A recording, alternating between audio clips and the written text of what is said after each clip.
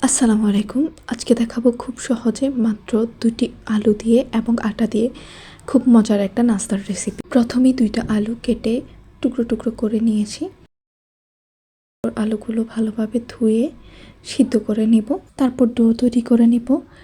২ cup ময়দা, ১ cup আটা, সামান্য পরিমাণ লবণ, কালো জিরা আর সামান্য পরিমাণ সয়াবিন তেল।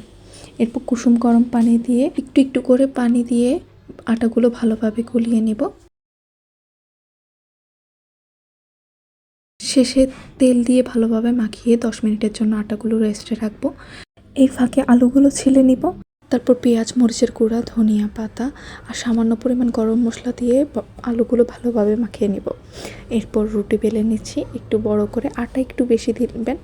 তারপর আলুগুলো ভালোভাবে রুটির উপর ভালোভাবে দিয়ে দিচ্ছি সমানভাবে, হাত দিয়ে চেপে চেপে দিব। তারপর উপরে আরেকটা রুটি দিব।